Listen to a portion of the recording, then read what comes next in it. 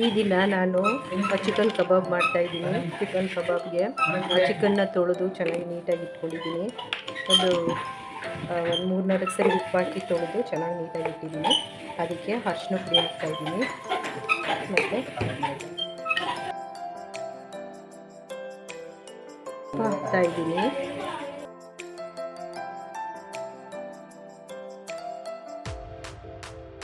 ಹಸಿರು ಮೆಣಸಿನ್ಕಾಯಿ ಮತ್ತು ಸೊಪ್ಪು, ಕೊತ್ತಂಬರಿ ಸೊಪ್ಪು ಹಾಕಿದ್ದೀನಿ. ಇದನ್ನು ಹಾಕ್ತಾಯಿದ್ದೀನಿ.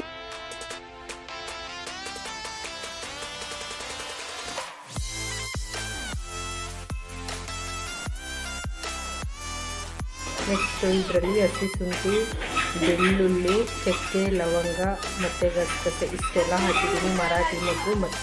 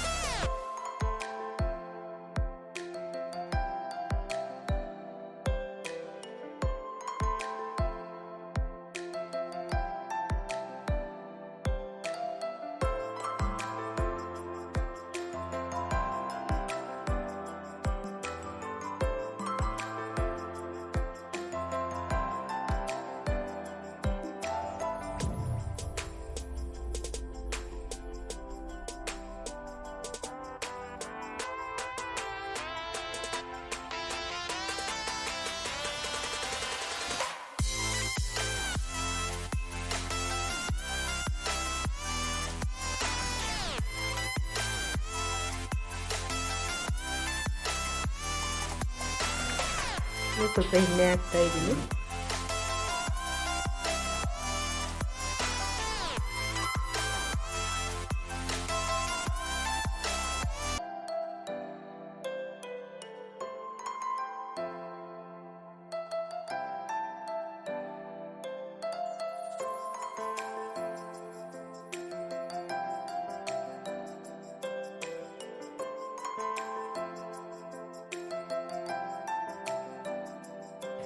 ಈ ದಿನ ನಮ್ಮ ಮನೇಲಿ ಸಿಂಪಲ್ ಚಿಕನ್ ಕಬಾಬ್ ಮಾಡಿದ್ದೀವಿ. ನೀವು ಒಮ್ಮೆ ಮಾಡಿ. ಮನೇಲಿ ಏನು ಸಾಮಾನಿದೆ ಅಷ್ಟೇ ಹಾಕಿ ಮಾಡಿರೋದು ನಾನು.